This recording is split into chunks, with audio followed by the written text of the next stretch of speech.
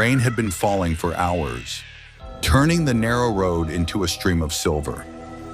Evelyn Cross gripped the steering wheel tighter as her old Subaru groaned up the hill. The GPS had stopped working 2 miles ago, and the last sign she saw simply said, Black Ridge Lane. She took a deep breath. This is it, she whispered to herself, forcing a smile. Peace and quiet. Just what I need. After her divorce, after the failed book deal, after the insomnia and pills and endless therapy sessions, this house was supposed to be her fresh start. A quiet place to finish her novel. Her agent had said it was a bad idea to isolate herself, but Evelyn believed isolation was exactly what a writer needed. The house appeared through the fog like an old photograph. Tall, narrow, its paint cracked and peeling. 2 stories with windows that looked more like eyes than glass. A wooden porch sagged under the weight of time. The for rent sign leaned sideways in the muddy yard. Evelyn parked, stepped out, and inhaled the sharp scent of wet pine. The air was cold enough to bite her lungs. She pulled her coat tight and walked up to the porch. The wind pushed against her back like a warning.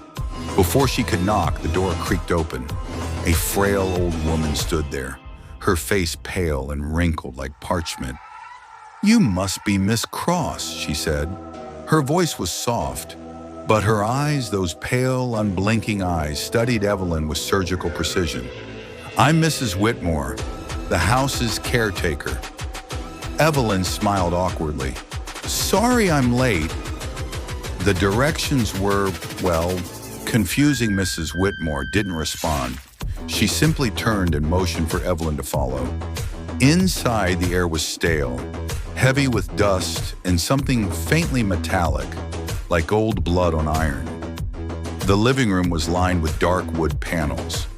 A fireplace sat dead in the center, filled with ashes that hadn't been swept in years. Upstairs, a faint creak echoed. Footsteps maybe, or the old bones of the house shifting in the cold. Mrs. Whitmore turned. I don't come here after sunset, she said flatly. The lights flicker and the house doesn't like company after dark. Evelyn tried to laugh, but it came out thin. You mean it's haunted? The old woman's lips pressed into a straight line. I mean, she said, it remembers who lives here. So don't wake it. Before Evelyn could ask what that meant, Mrs. Whitmore handed her a single brass key and shuffled out the door, leaving her alone with the silence. That night, Evelyn unpacked her boxes and set up her writing desk on the window. Her laptop hummed softly. The storm outside had grown stronger, and thunder rolled through the valley like a low growl. She opened her manuscript, The Hollow Mind, a novel about a woman losing her grip on reality after moving into a new home. She smirked, art imitating life. Hours passed. The cursor blinked, waiting for inspiration. The words refused to come. She typed, deleted, retyped. The rain whispered against the windows like fingers tapping glass. At some point, exhaustion took over. Evelyn leaned back in her chair and closed her eyes for a moment. When she woke, the room was dark. The laptop screen glowed faintly. The clock read 3:13 a.m. But the sound made her freeze. Typing, soft, rapid keystrokes, click, clack, click, clack, click, clack. Her heart pounded as she leaned forward. The laptop was open. Her document was still on the screen. And there, at the bottom of her page, were new words. She hadn't written them. Greater than, I hear you. You shouldn't have come here, Evelyn. She stared at the text, her hands trembling. Mark? She whispered, half expecting her ex-husband to jump out from behind the couch. But there was no one there. Only her reflection in the dark window. Thunder cracked and the power flickered. The laptop screen glitched, distorting her reflection, warping her smile into something sharp and wrong. Then everything went black. The next morning, she convinced herself it was a dream.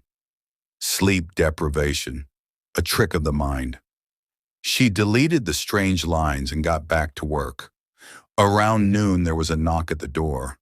When she opened it, a man stood there, tall, rugged, with dark circles under his eyes. "Mark," she said in disbelief, "what are you doing here?" Her ex-husband shifted uneasily. "You didn't answer my calls. You said you were going to Maine alone. I just wanted to make sure you were okay." Evelyn sighed. "I'm fine. Really, just trying to finish the book." He glanced inside the dim hallway, his gaze pausing on the old wallpaper peeling at the corners. "This place looks off." "It's old," she said. "It's quiet. That's all I need." Mark looked at her for a long moment. "You're not sleeping again, are you?" She didn't answer.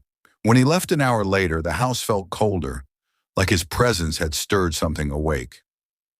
That evening, she made tea and sat at her desk again. The glow of the laptop was the only light in the room. The silence pressed in around her like a weight. She began typing. Greater than. The woman sat in her new home, feeling the walls breathe around her.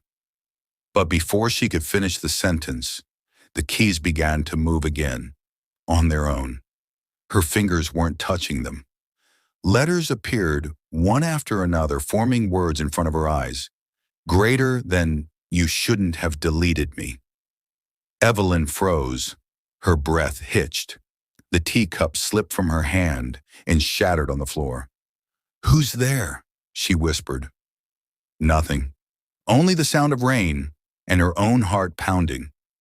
Then, from upstairs, 3 soft footsteps.